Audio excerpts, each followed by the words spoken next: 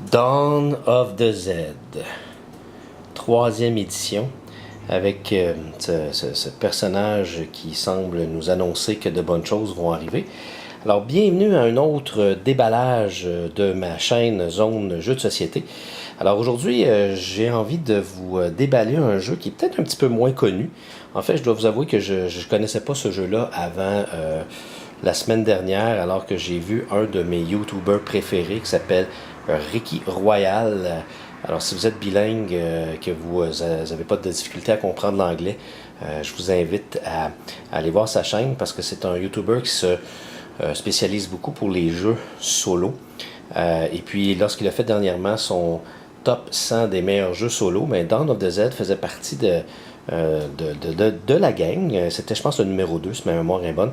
Et puis, j'avais jamais entendu parler de jeu-là. Alors, en plus qu'il en est à sa troisième édition. Donc, je me suis dit, je vais aller voir ça. J'étais allé voir sa vidéo.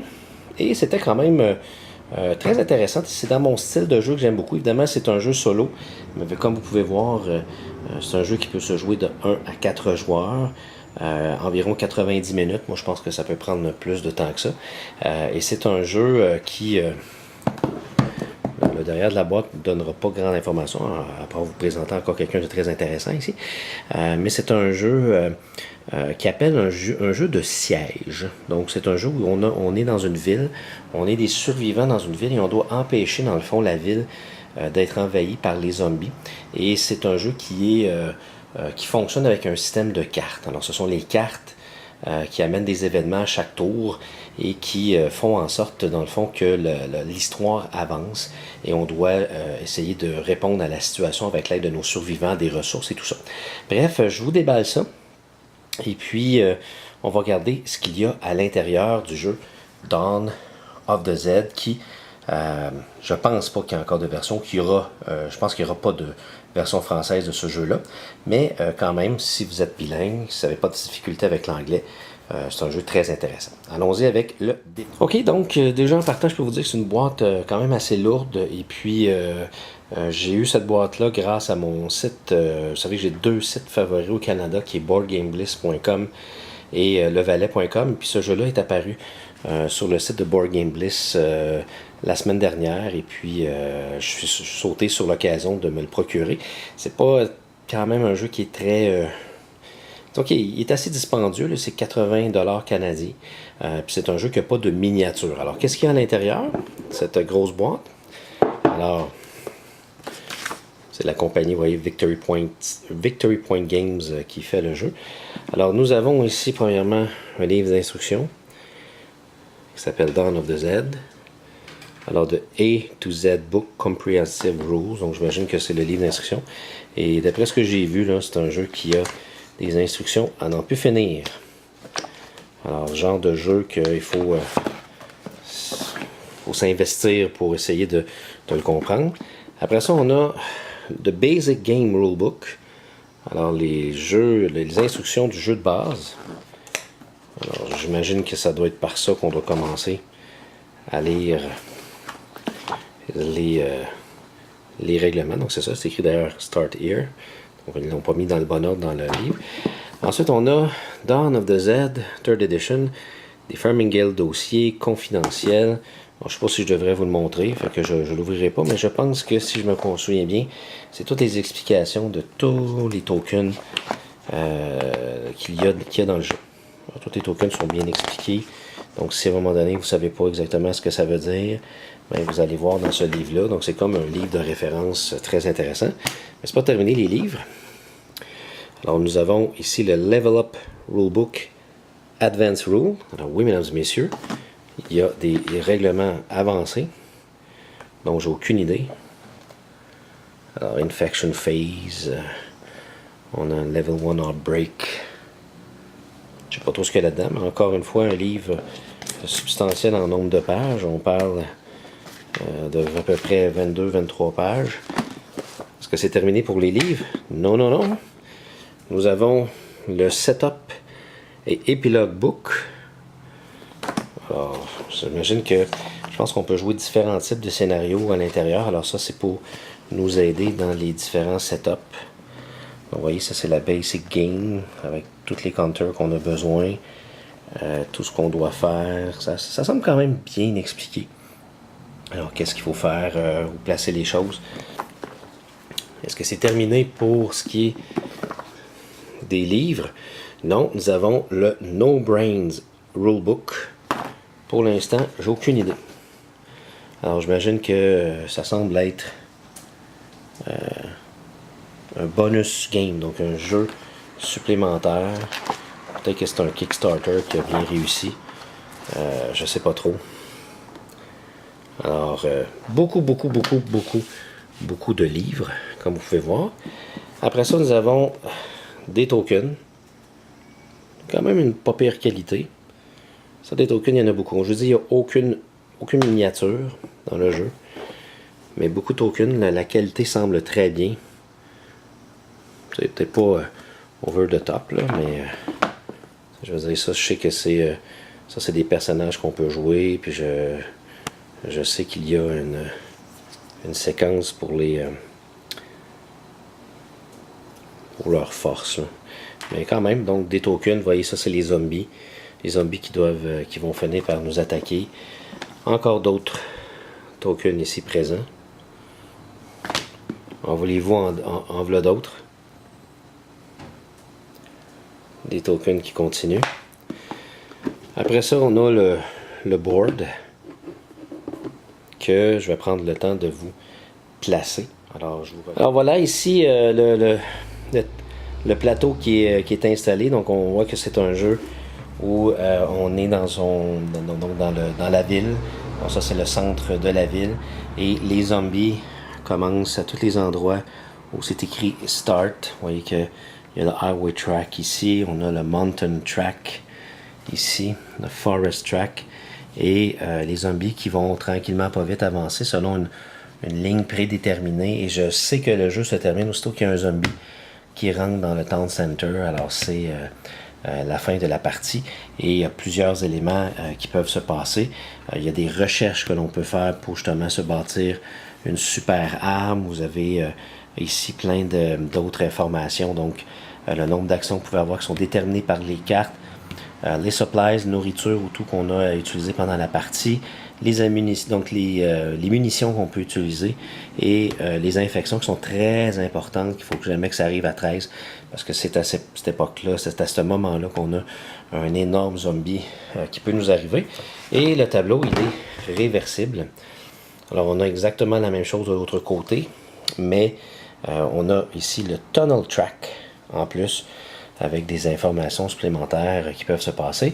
Et là, si vous posez la question, mais qu'est-ce qui arrive justement, on n'a plus les informations à mettre, comme par exemple les munitions et tout ça, ben, ils nous ont donné un petit ajout qu'on peut mettre en dessous. Vous voyez qu'on peut même mettre du monde en prison. Je ne sais pas trop comment ça peut arriver, mais c'est des choses qui peuvent se passer.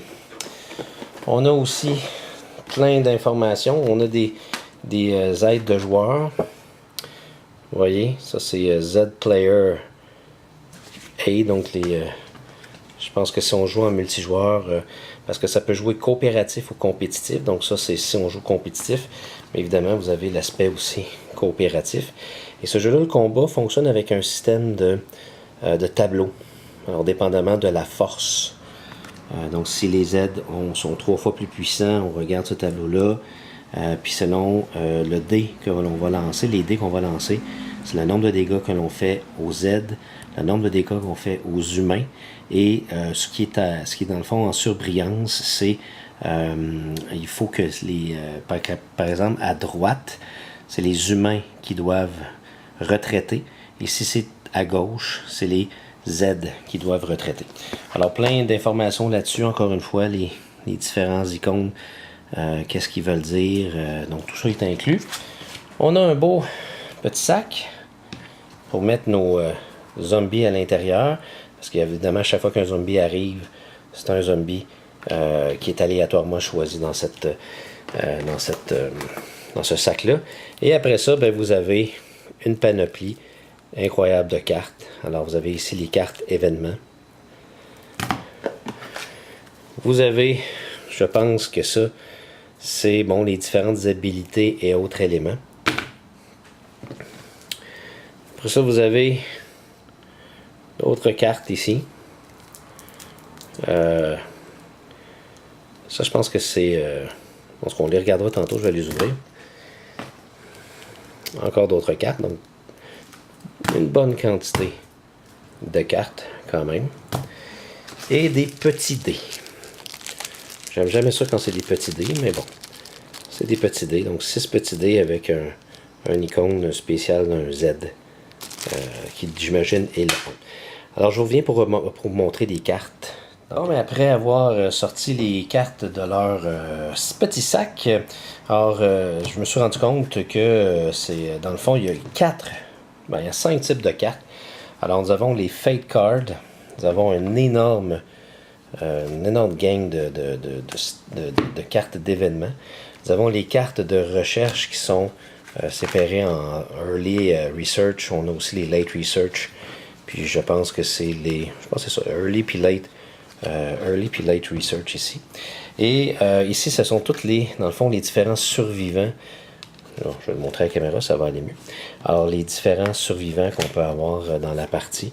Alors, vous avez un petit peu d'histoire en arrière et vous avez toutes les statistiques que vous avez besoin.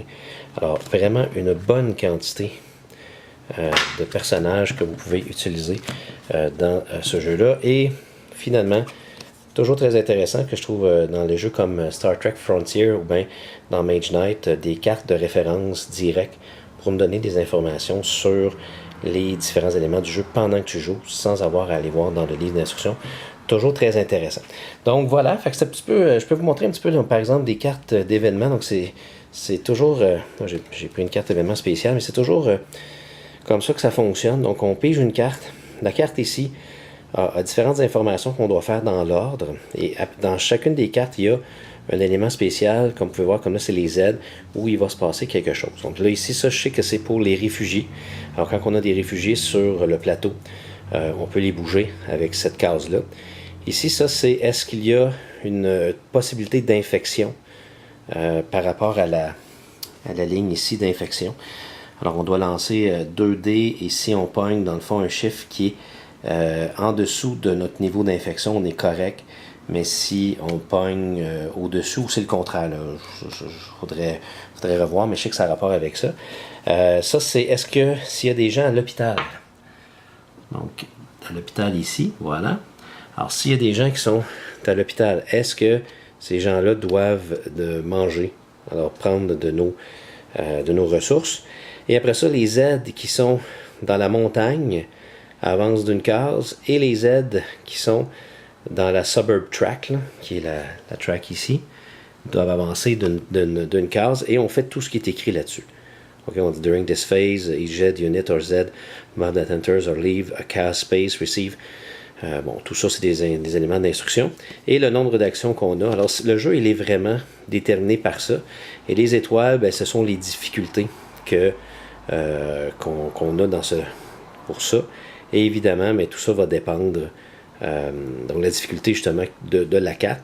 Et ça va dépendre du scénario. Alors, le scénario, on prend au hasard des événements qui sont faciles, difficiles ou pas. Et vous avez aussi ce qu'on appelle les Fate Cards. Ça, à chaque fois qu'on a un zombie à mettre, on le pige et après ça, mais ça nous dit où le mettre. Comme ici, on le met dans la montagne. Et après ça, on fait ce qui est écrit. Donc, si j'avais pigé cette carte-là, je pourrais garder la carte pour l'utiliser plus tard. Donc, c'est quelque chose de positif.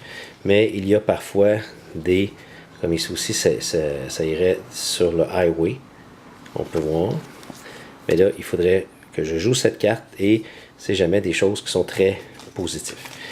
Enfin voilà, c'est ce qu'il y a dans le jeu Dawn of the Z, que j'ai pas encore essayé, mais je vais m'amuser à lire les 50 pages de livre d'instruction et peut-être vous faire un match pour vous présenter comment se joue ce jeu-là, donc Dawn of the Z.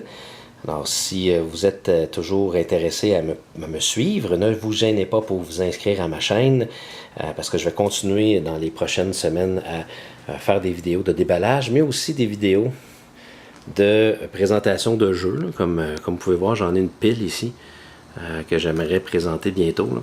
dont le jeu Apex, un excellent jeu de cartes, Star Trek Panic, Imhotep, Mystic Vale que j'ai fait un déballage dernièrement, My Village, bon, puis quelques jeux là-dedans que j'aimerais faire.